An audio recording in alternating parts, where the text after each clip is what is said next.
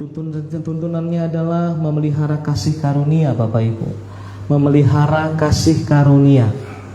Ini adalah hal yang harus kita lakukan di sepanjang tahun 5785 ini. Kenapa kita harus memelihara kasih karunia Allah? Nanti kita akan belajar bersama. Saya akan mengupas sedikit saja hari ini. Nanti hari Minggu saya akan menyampaikan pesan-pesan intinya apa yang disampaikan oleh gembala pembina kita di Medan Plaza. Ya, jadi tahun Ibrani 5785 ini mengundang kita untuk mengalami kasih karunia Allah secara mendalam. Jadi di tahun 5785 ini Tuhan mengundang kita, Allah mengundang kita untuk menikmati kasih karunia Allah secara mendalam, untuk mengalami kasih karunia Allah secara mendalam. Angka 5 melambangkan kebaikan. Angka 5 juga melambangkan kemurahan hati Allah. Kalau angka 5 dalam aksara Yahudi itu bukan angka 5, Bapak Ibu ya. Itu saya sudah lihat aksaranya itu seperti gambar orang, tangannya ke atas sedang menyembah. Itu angka 5. Angka 5 melambangkan kebaikan Allah. Angka 5 melambangkan kemurahan hati Allah. Di mana kebaikan Allah dan kemurahan hati Allah ini sebenarnya tidak layak kita terima. Makanya disebut dengan kasih karunia. Kebaikan Tuhan yang kita terima sesungguhnya tidak layak kita terima. Siapakah kita sehingga kita harus dikasihi oleh Allah? Siapakah kita sehingga Allah harus berbuat baik kepada kita? Siapakah kita sehingga Allah harus bermurah hati kepada kita? Kita semua tidak layak menerima kebaikan Tuhan karena kita sangat jahat di mata Tuhan. Tapi itu pun dia tetap memberikan kebaikannya, dia tetap mencurahkan kemurahan hatinya. Ini yang disebut kasih karunia. Amin, Bapak Ibu. Saudara mengerti sampai di sini? Kenapa kasih karunia disebut dengan kasih karunia? Karena kasih yang dikaruniakan dengan cuma-cuma, di mana saudara dan saya tidak layak menerima kasih itu. Jadi di tahun 85 ini akan banyak kebaikan-kebaikan yang Tuhan berikan, akan banyak kemurahan hati yang akan Tuhan limpahkan kepada saudara dan saya. Oh, gak ada amin. Apalagi 5785 dikatakan ada double angka 5-nya di awal dan di akhir 5785, double angka 5-nya. Artinya akan ada double grace, double kemurahan, double kebaikan yang akan diberikan Tuhan sepanjang tahun ini. Jadi saudara harus tangkap pesan Tuhan ini.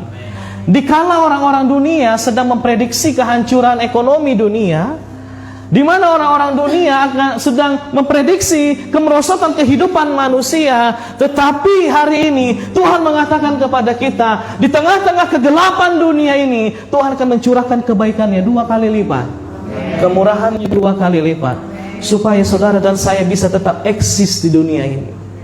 Amin, Bapak Ibu. Nah, bagaimana caranya supaya kita bisa menerima kasih karunia itu? Bagaimana caranya supaya kita terus mengalami kebaikan Tuhan di sepanjang tahun 5785 ini? Bagaimana supaya kemurahan hati itu tetap ada dalam diri kita? Maka pesan Tuhan disampaikannya bagi gereja kita hari ini di dalam Ibrani 12 ayat 15. Ini pesan inti dari kasih karunia ini di sepanjang tahun ini. Mari kita baca firman Tuhan ini. 2, 3, iya. Jagalah diri dari kasih karunia Allah, agar jangan tumbuh akar yang pahit yang menimbulkan kerusuhan dan menyesatkan banyak orang. Nasihat malam hari ini yang kita dengar dari Tuhan.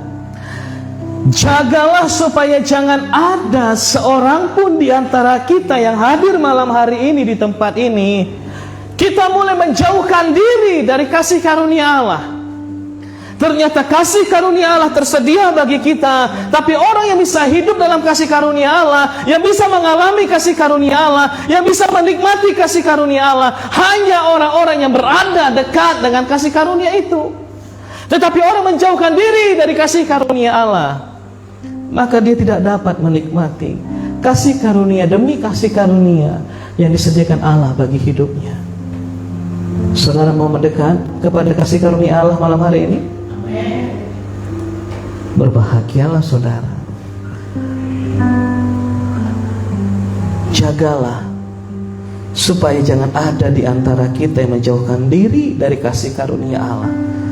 Ini pesan yang sangat penting di akhir zaman ini. Lalu pertanyaannya, apa hebatnya kasih karunia Allah itu? Apa rupanya yang kita cari di dalam kasih karunia Allah itu sehingga kita nggak boleh jauh dari kasih karunia Allah? Apa yang kita harapkan dari kasih karunia Allah sehingga kita harus terus mendekat kepada kasih karunia Allah itu? Saya percaya kalau dikatakan jangan jauh-jauh dari kasih karunia Allah, pasti pesan ini mengandung suatu makna yang sangat penting. Kalau saya mulai bayangkan ketika anak-anak masih kecil, kalau kita jalan-jalan ke mall, ke tempat keramaian atau ke pasar, maka si Yobel ini, nasihat pertama yang kami katakan kepada dia adalah, Yobel, jangan jauh-jauh dari kami. Namanya juga tempat ramai kan. Ini anak lasak. Iya, dia luar biasa akselerasinya. Sebentar kemana gitu. Pesan pertama, Yobel, jangan jauh-jauh dari bapak, jangan jauh-jauh dari mama. Kenapa saudara pesan itu perlu kami sampaikan kepada dia? Agar dia tidak tersesat, agar dia tidak terhilang. Pasti karena ada sesuatu yang penting, makanya pesan itu diberikan. Amin. Begitu juga dengan firman Tuhan ini. Kalau dikatakan jangan jauh-jauh dari kasih karunia Allah, pasti ada maksud yang penting di sana. Makanya saudara jangan coba-coba jauh dari kasih karunia Allah. Amin.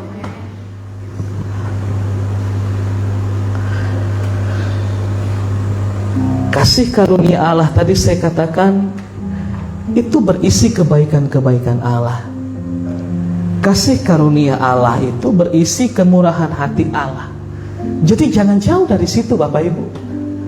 Yang kita harapkan dari kasih karunia Allah, ketika kita dekat dengan kasih karunia itu, kita menikmati kebaikan Allah. Amin. Ketika kita mendekat kepada kasih karunia Allah, kita menikmati kemurahan hati Allah.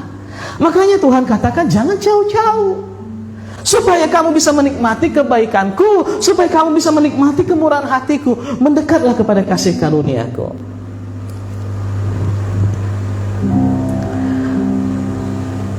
Terlalu banyak kebaikan Tuhan yang selama ini sudah kita terima dari Tuhan, kita rasakan dari Tuhan, yang sebenarnya kita nggak layak menerima itu Bapak Ibu. Saya sebutkan salah satu contoh saja. Saudara dan saya, dari sisi mana kita menilai diri kita layak diselamatkan oleh Tuhan? Kita punya latar belakang semua yang saya pikir rata-rata kita ini orang yang bukan dekat-dekat amat dengan Tuhan. Bahkan kita mungkin punya background, kita ini jahat di hadapan Tuhan. Tapi sejahat-jahatnya kita, Tuhan selamatkan kita. Kita nggak layak diselamatkan, harusnya kita dibinasakan. Tapi oleh kasih karunia Allah, kita diselamatkan hari ini. Dan banyak berkat-berkat lain, banyak kebaikan lain yang Tuhan berikan kepada kita.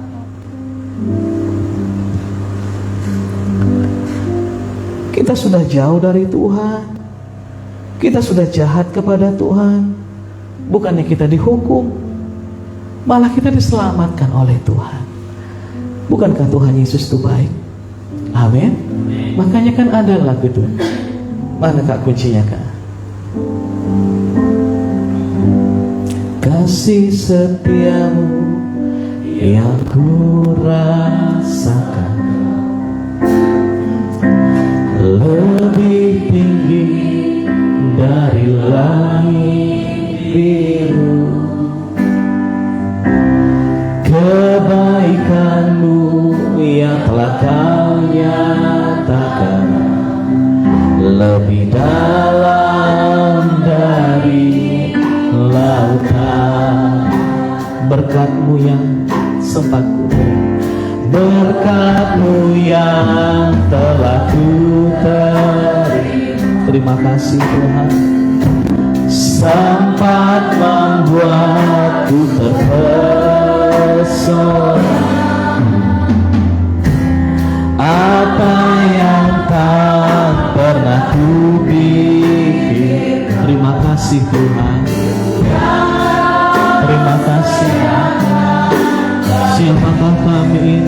sehingga Kau baik kepada kami ya Tuhan.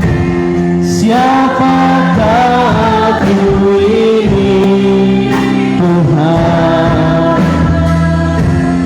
jadi biji matamu. Bagaimana kami membangun, dengan apa akan dibalas Tuhan. Selalu puji dan sembah. Siapakah kami ya Tuhan, siapakah aku ini Tuhan, jadi biji matamu. Dengan apa ya Tuhan, dengan apa akan dibalas selalu puji dan sembah. Nanti kita akan lanjutkan kebaikan seperti apa yang akan kita terima, kemurahan hati Tuhan yang seperti apa yang kita alami ketika kita dekat dengan kasih karunia Allah. Saya ingin melanjutkan dulu membaca dari Ibrani 12 ayat 15 tadi. Dikatakan jagalah supaya jangan ada seorang pun menjauhkan diri dari kasih karunia Allah. Alasan pertama, kenapa kita tidak boleh menjauhkan diri dari kasih karunia Allah, supaya kita bisa menikmati kebaikan dan kemurahan hati Allah. Yang kedua, kenapa kita jangan menjauhkan diri dari kasih karunia Allah? Jelas diingatkan dalam pesan Tuhan, dalam firman Tuhan ini dikatakan agar jangan tumbuh akar pahit, Bapak Ibu. Ini pesan yang penting juga malam hari ini yang harus kita dengar. Karena akar pahit ini menimbulkan banyak kerusuhan. Akar pahit ini banyak memunculkan kecemaran. Akar pahit ini dapat memunculkan banyak gangguan. Apa akar pahit itu? Apakah akar yang terasa pahit? Saudara ambil akar, lalu saudara makan, pahit. Nah itu akar pahit. No, bukan itu. Apa akar pahit itu? Apakah akar dari rasa pahit? Nah, saya mulai mengupas dari bahasa asli dari ayat ini. Saya sangat senang mempelajari dari bahasa aslinya karena itulah pengertian sebenarnya. Dari bahasa Yunani, akar pahit. Kata akar ditulis dengan kata riza. Ya, itu bahasa yang sangat umum ya dalam dunia medis. Ya, dalam biologi itu rizoma, akar. Asal katanya itu riza, akar. Apa arti riza? Artinya yang pertama memang akar. Yang kedua, arti dari riza adalah asal usul. Asal usul kepahitan. Apa asal usulnya?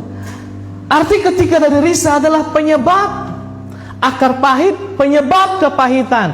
Apa yang menyebabkan orang kepahitan? Ternyata karena jauh dari kasih karunia Allah.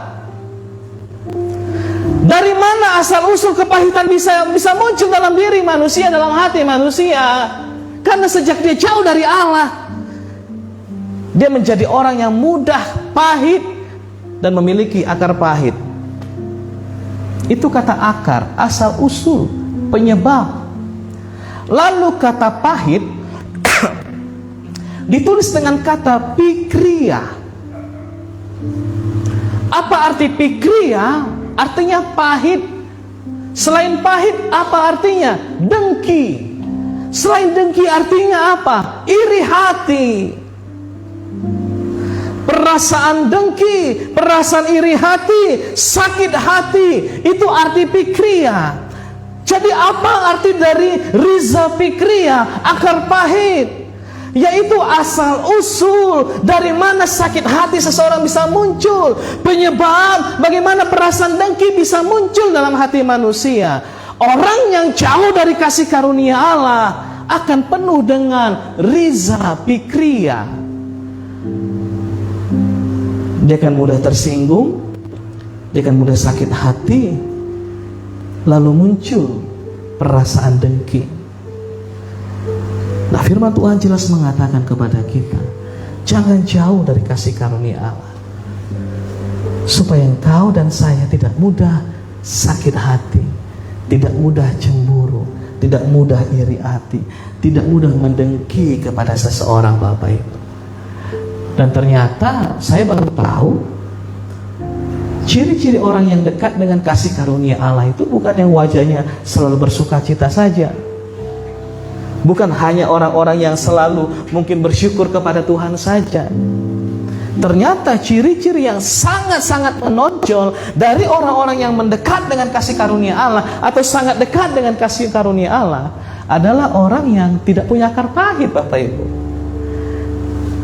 Tidak mudah sakit hati, tidak mudah membenci, tidak mendendam.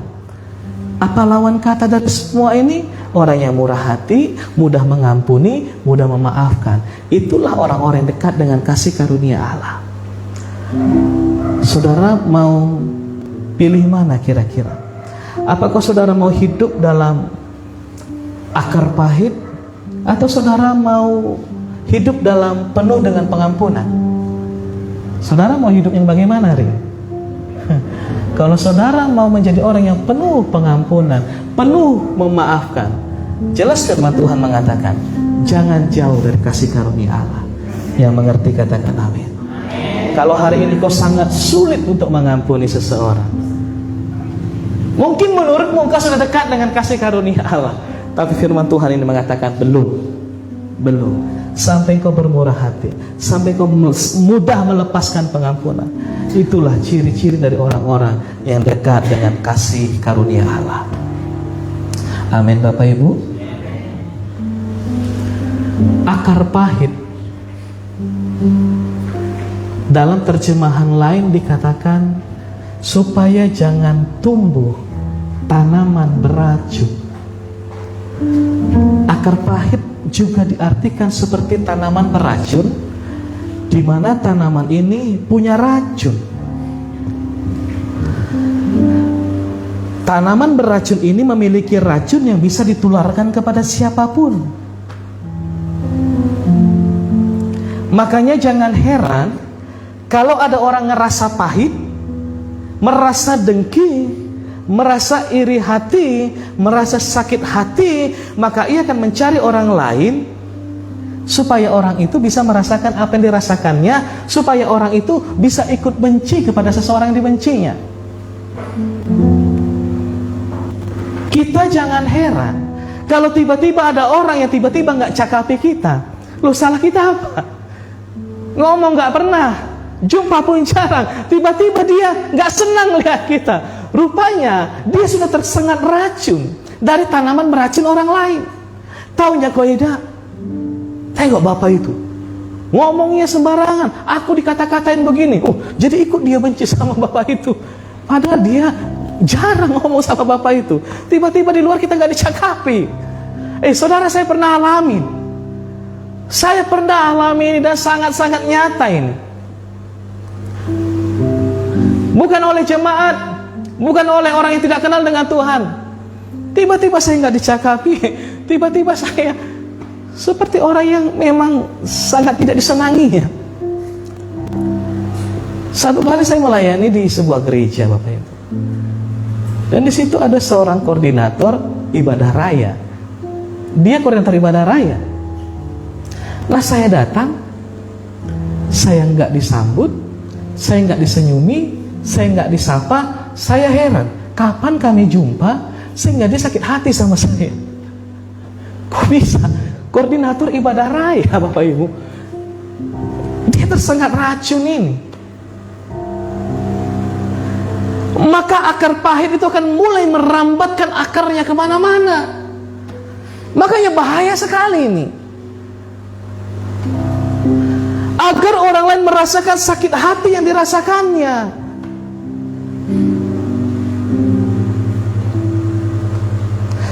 Jadi kalau ada orang seperti itu, Bapak Ibu jangan heran, dia sudah termakan racun dari tanaman beracun itu. Nah, jadi intinya apa? Kalau kita jauh dari kasih karunia Allah, maka kita akan menjadi orang-orang yang mudah diracuni. oleh sakit hati orang lain. Bagaimana supaya kita tidak tertular oleh sakit hati orang yang coba membawa kita, menggiring kita kepada sakit hatinya? Dekat dengan kasih karunia Allah. Maka kalau dia sudah mulai menjelek-jelekkan seseorang, menularkan sakit hatinya kepada kita, kita akan berkata, Eda, ampuni dia. Amin. Eda, ampuni dia. Emang Eda gak pernah bersalah. Jadi gitu Bapak Ibu. Kalau saudara hari ini mudah dipengaruhi, mudah tersuntik oleh bisa racun itu, Bapak Ibu yang dikasihi Tuhan, maafkan saya, engkau sedang jauh dari kasih karunia Allah. Engkau pasti jauh dari kebaikan Tuhan, engkau pasti jauh dari kemurahan hati Tuhan. Pasti. Bukan saya mengatakan, firman Tuhan yang mengatakannya. Jadi kalau kita ingin menikmati kebaikan Tuhan, tinggallah dalam kasih karunia Allah. Amin. Jangan mau kita diracuni. Dalam hatimu, cukup engkau saja yang jauh dari kasih karunia Allah. Dalam hatimu katakan begitu. Kalau dia gak mau terima nasihat kita, aku ingin tetap tinggal dalam kasih karunia Allahku. Aku masih memerlukan kebaikan Allahku. Aku masih membutuhkan kemurahan hati Allahku. Aku tidak mau gara-gara racunmu anak-anakku menjadi korban, keluargaku menjadi korban. Gak ada angin, gak ada hujan, masa kau suruh aku sakit hati dengan orang lain? Tapi di sini gak ada yang seperti itu. Amin. Semuanya dekat dengan kasih karunia Allah.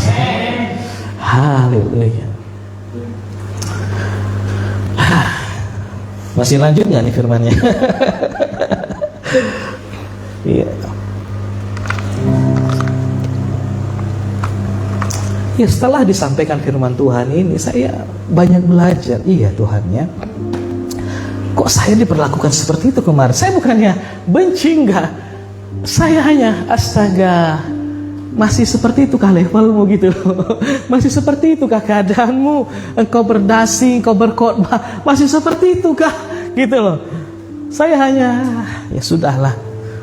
Enggak kok, saya merasa rugi. Bukan saya gila hormat kok. Saya sudah lihat dengan mata kepala saya sendiri.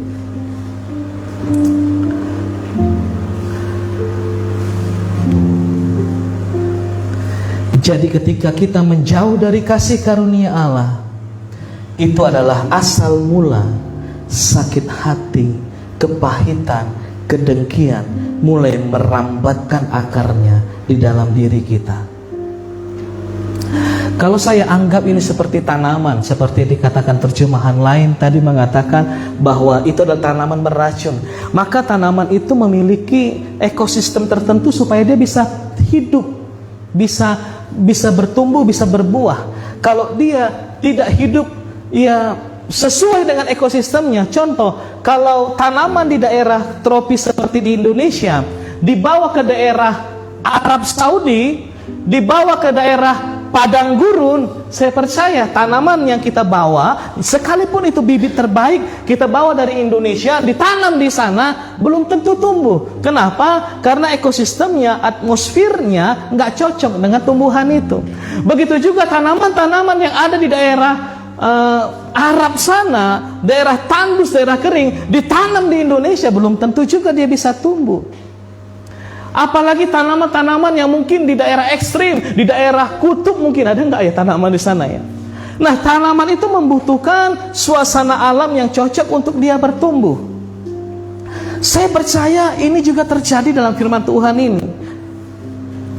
Tuhan mengajari saya begini, akar pahit itu hanya bisa tumbuh di alam yang namanya di luar kasih karunia Allah. Ketika benih ini ditanam di luar kasih karunia Allah, maka ini sangat cepat merambat akarnya, cepat tumbuh dan cepat berbuah.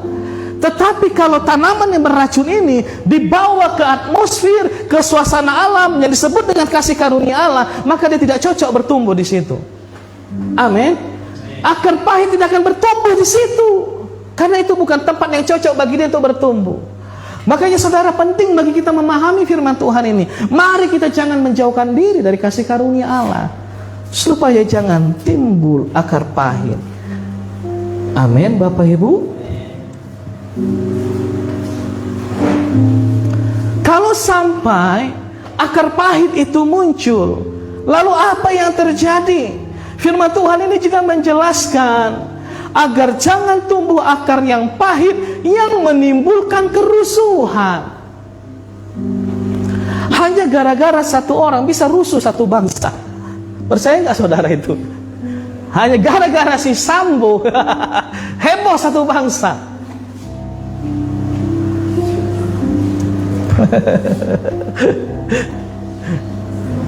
Bisa rusuh ya. Ini Bapak Ibu, jangan sampai kita menjadi alat yang bisa dipakai si jahat untuk membuat kerusuhan di satu tempat. Kalau ada orang sering buat rusuh, saya coba buka dulu pengertian rusuh. Iya, apa ya? Arti kerusuhan ini apa sebenarnya? Rusuh marah-marah kah atau bagaimana?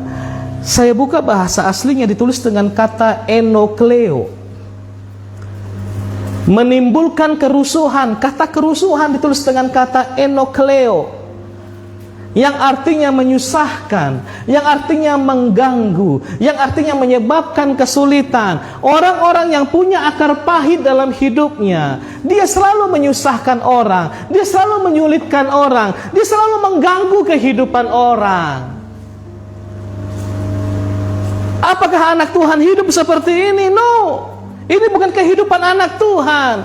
Makanya anak Tuhan tidak boleh ada akar pahit dalam hidupnya, supaya hidupnya tidak menyusahkan orang, supaya hidupnya tidak mengganggu orang lain. Amin. Kuncinya bagaimana supaya hidup kita tidak selalu menjadi biang kerok dalam sebuah masalah? Mendekatlah dengan kasih karunia Allah, supaya kita ini jangan jadi biang kerusuhan di mana-mana. Nggak pasti si Pola nih, nggak pasti. Langsung dibilang kita, padahal belum tentu kita kan. Wah itu gitu. Nah, kita harus mau menilai diri kita. Selama aku ikut Tuhan, kira-kira aku sering menyulitkan orang kan? Kalau menyulitkan orang kan begini, kalau bisa dipersulit ngapain dipermudah? Itu itu di pemerintahan banyak begitu.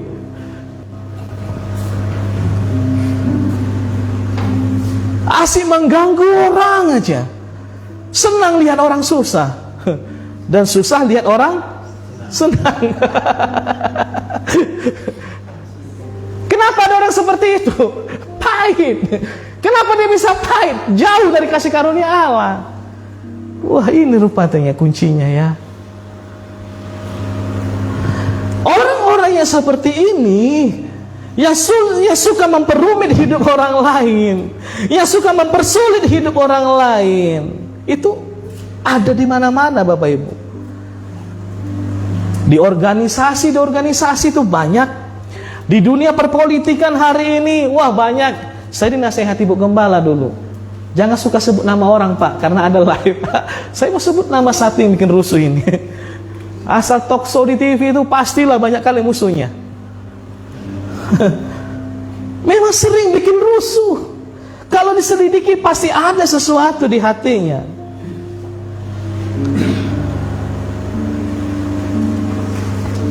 Dan bukan hanya berhenti di situ. Firman Tuhan ini melanjutkan juga.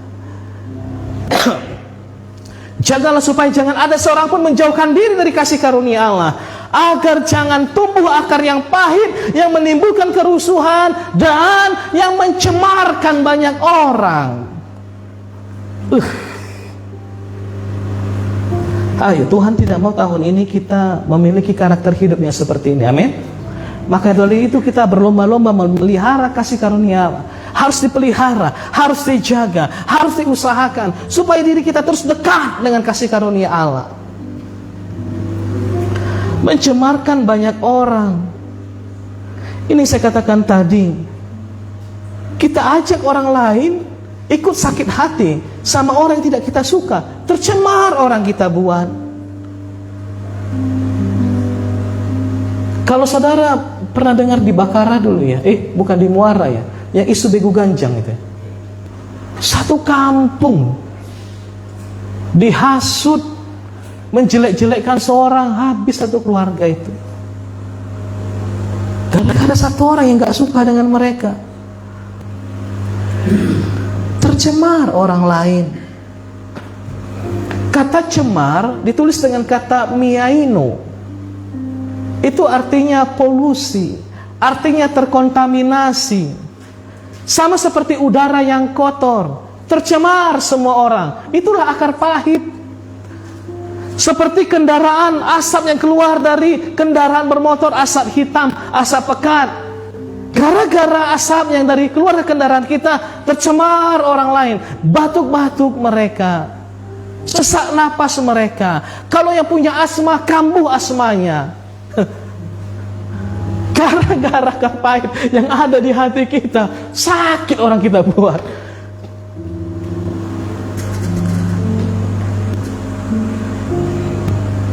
Gara-gara nila setitik, rusak susu sebelanga.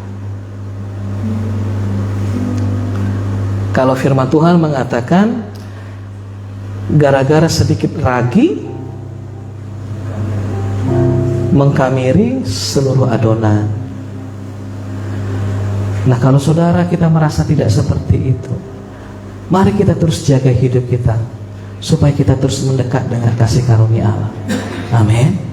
Saya bukan sedang menuduh kita seperti itu, Pak. Kalaupun kita merasa masih sering juga kadang Pak aku sering jengkel sama orang, ayo kita lebih dekat lagi dengan kasih karunia Tuhan.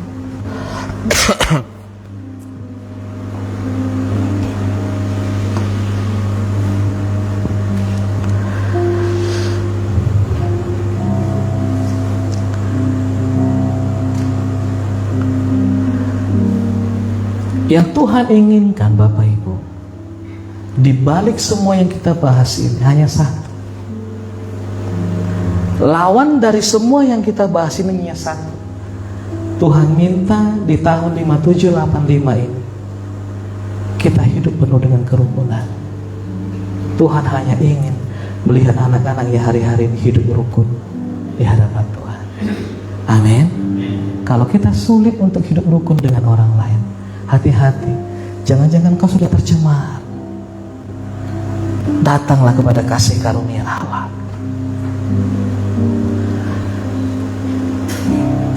Saya akan bukakan ayat yang menjelaskan kepada kita kebaikan seperti apa yang kita terima kalau kita mendekat. Selain terhindar dari akar pahit tanaman beracun ini, apa yang kita dapatkan? Saya katakan tadi, kebaikan-kebaikan Tuhan, kemurahan hati Tuhan. Seperti apa itu? 2 Korintus 9 ayat 8. Ini berkat dari kasih karunia Allah. Kalau kita dekat dengan kasih karunia Allah, kita baca yuk 2-3 iya.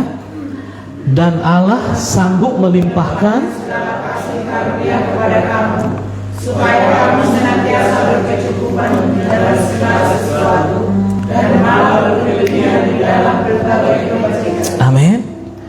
Kalau kita sampai hari ini sulit sekali melakukan berbagai kebajikan, kebaikan, kemurahan kepada orang lain, mengampuni, memaafkan orang lain, maka firman Tuhan ini berjanji, kalau kita mendekat dengan kasih karunia Allah, maka kamu akan senantiasa berkecukupan di dalam segala sesuatu dan malah berkelebihan di dalam berbagai kebajikan.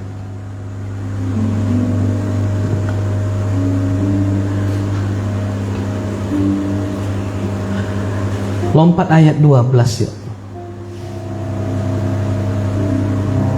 8, 9, 10, 11. Kita baca yuk. 2, 3, iya. Kamu akan diperkaya dalam segala macam kemurahan hati, yang membangkitkan syukur kepada Allah. Kita ini akan diperkaya dalam segala kemurahan hati, Bapak Ibu. Kita dipanggil bukan untuk membenci orang lain, kita dipanggil untuk mengasihi orang lain. Nah, terkadang kita miskin akan kemurahan hati. Kenapa sulit sekali melepaskan pengampunan? Kita ini seperti nggak punya pengampunan, kita sangat miskin dalam hal pengampunan. Maka orang-orang yang dekat dengan kasih karunia Allah, dia akan kelimpahan, akan kemurahan hati. Dia akan diperkaya dalam segala macam kemurahan hati.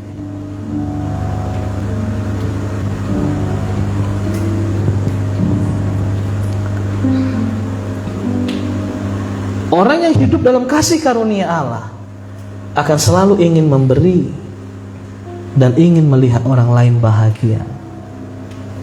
Orang yang hidup dalam akar pahit, dia ingin selalu melihat orang hidup dalam kesusahan.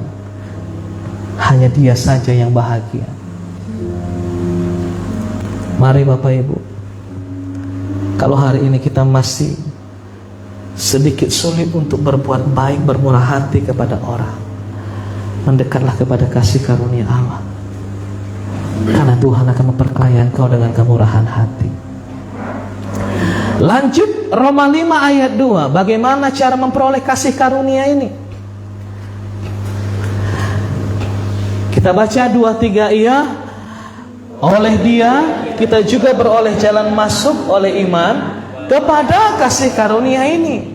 Di dalam kasih karunia ini kita berdiri dan kita bermegah dalam pengharapan akan menerima kemuliaan Allah. Iman.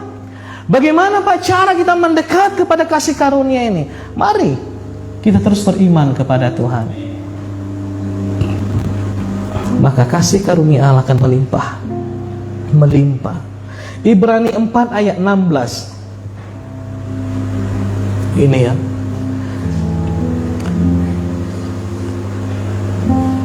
Ayo, Ibrani 4 ayat 16. Kita baca 2-3 iya. Sebab itu marilah kita dengan penuh keberanian menghampiri tahta kasih karunia, supaya kita menerima rahmat dan menemukan kasih karunia. Oh, katakan amin. Mendapatkan pertolongan. Saya percaya saudara dan saya memerlukan pertolongan Tuhan hari ini. Kadang waktu Tuhan sudah datang Bapak Ibu. Ini waktunya aku menolong engkau, kata Tuhan. Tapi ternyata kita tidak menemukan pertolongan itu.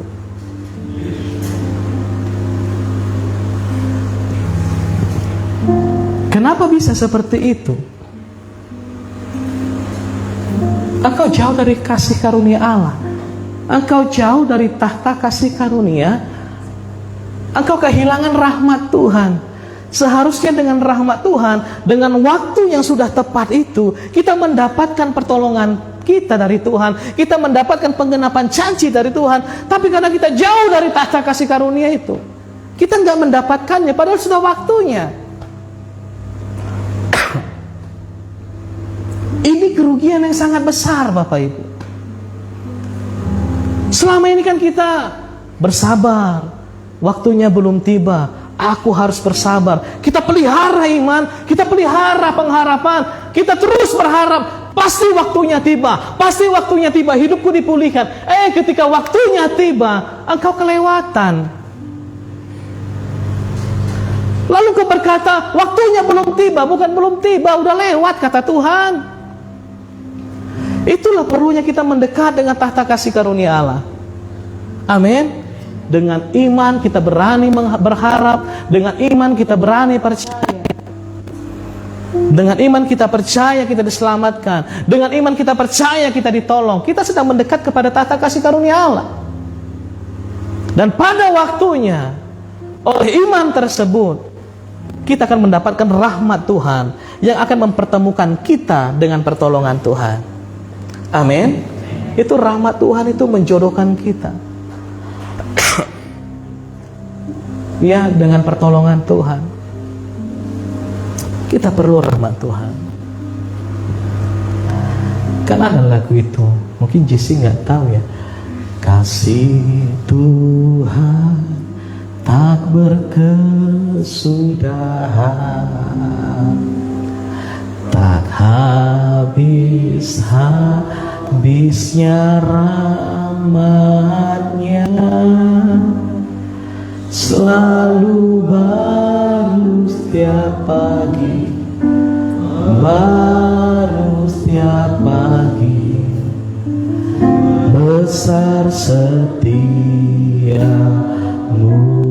Tuhan, besar setia Padahal rahmat Tuhan dikatakan selalu baru setiap pagi, tapi kita nggak pernah dapat.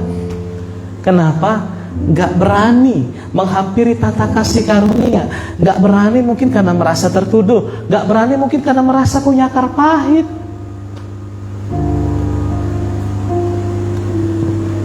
Ayo, pesan-pesan Tuhan ini coba saudara cerna. Jangan sampai kita kehilangan pertolongan Tuhan pada waktunya. Amin. Ya, pertolonganmu begitu ajaib. Datang waktunya kan kita lihat pertolongan Tuhan. Kita pikir waktunya yang belum tiba. Rupanya kita kehilangan pertolongan itu pada saat waktunya tiba. Sekarang kita buka Galatia 3:18.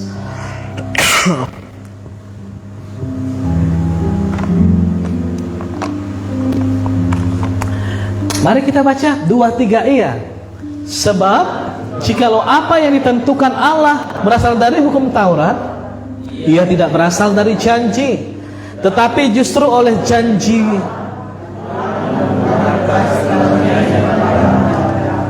Ada penekanan sedikit ya, saya bacakan. Tetapi justru oleh janjilah, justru oleh janjilah, maka Allah menganugerahkan kasih karunia-Nya kepada Abraham. Apa artinya? Ketika Abraham memegang teguh janji Tuhan, tidak sekalipun dia bimbang dengan janji Tuhan, karena janji itu, maka Allah mencurahkan kasih karunia-Nya kepada Abraham. Bagaimana caranya supaya kita menerima kasih karunia Allah hari ini? Pegang janji Tuhan. Pegang janji Tuhan. Jangan lepas Bapak Ibu. Jangan lepas. Janji Tuhan itu iya dan amin. Dia tidak pernah berdusta. Dia selalu ingat akan janjinya. Dia tidak pernah lupa akan perkataannya. Jadi hari ini kalau masih ada janji yang kita pegang, namun kita antara pegang dan tidak. Kadang kita pegang, kadang mau kita lepas. Enggak mungkin kayak ini. Mungkin aku salah dengar janji Tuhan ini.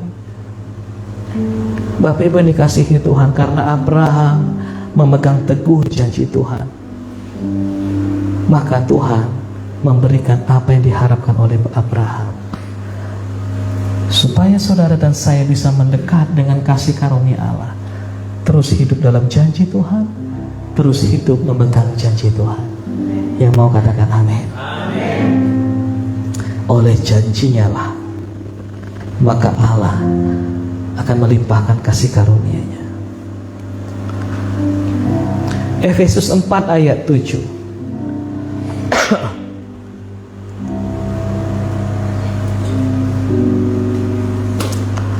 Kita baca 2-3 iya. Tetapi kepada kita masing-masing telah dianugerahkan kasih karunia. Jadi Bapak Ibu yang dikasihi Tuhan, jangan coba banding-bandingkan dirimu dengan orang lain. Jangan hitung-hitung berkatmu lalu kau bandingkan dengan berkat orang lain. Karena kasih karunia Allah sudah diukurkan kepada kita. Ini untukmu, ini untukmu, ini untukku. Jadi gak usah cemburu dengan berkat yang diterima orang lain. Amin. Yang pasti kalau engkau menerima kasih karunia Allah, engkau pasti bersuka cita karena itu. Pertolongannya, kebaikannya, kemurahan hatinya, kita menjadi orang yang mudah memberi, orang yang mudah mengampuni. Setiap orang yang menerima kasih karunia Allah pasti akan berbahagia oleh karena kasih karunia itu. Amin Bapak Ibu. Gak usah cemburu dengan berkat orang lain. Udah diukur kepada kita. Hiduplah dengan kasih karunia itu. Bersyukurlah karena kasih karunia itu. Saya akan tutup dengan 2 ayat ini. Roma 15 ayat 5. Ini doa dari Rasul Paulus. Kita baca 2-3 iya. Semoga Allah yang adalah sumber ketekunan dan penghiburan mengaruniakan kerukunan kepada kamu. Semoga Allah hari ini di tahun 5785 ini mengaruniakan kerukunan bagi gerejanya di tempat ini. Kita harus rukun Bapak Ibu. Amin. Bagaimana supaya kita bisa rukun? Kalau setiap kita masing-masing kita mendekat kepada kasih karunia Allah, tidak bisa tidak. Kita akan menjadi orang yang murah hati, mau mengampuni, pasti kita hidup rukun. Ya, kalau kita selalu menolak kekurangan orang lain, nah ini dia menjadi jarak pemisah dan kita nggak bisa rukun. Kasih menutupi banyak kesalahan, kasih menutupi banyak pelanggaran, kasih banyak menutupi kekurangan sesama kita, dan kekurangan kita pun ditutupi oleh kasih orang tersebut. Dan mazmur yang sangat terkenal bagi orang-orang rukun, janji Tuhan berkata dalam Mazmur 133 ayat 1 sampai ayat 3. Mazmur 133 ayat 1 sampai ayat 3. Saya tutup dengan ini. Setelah ini kita akan berdoa. Mari kita baca firman Tuhan ayat 1, 2, 3. Ia nyanyian ziarah Daud. Sungguh alangkah baiknya dan indahnya apabila sungguh indah kata pemazmur. Ayat 2, seperti minyak yang baik yang meleleh ke janggut Harun dan ke leher jubahnya. Ayat 3, seperti embun gunung Hermon yang turun ke atas gunung-gunung Sion, sebab kesanalah Tuhan memerintahkan berkat kehidupan. Katakan amin Bapak Ibu. Bukan hanya berkat, tetapi kehidupan. Kalau kita dekat dengan kasih karunia Allah, kita pasti bisa memperoleh berkat ini. Yang mengerti katakan amin. Kiranya Tuhan memberkati kita. Selamat tahun baru. Ya, Tuhan memberkati kita di tahun yang baru ini. Mari kita bangkit berdiri Bapak Ibu, kita akan berdoa.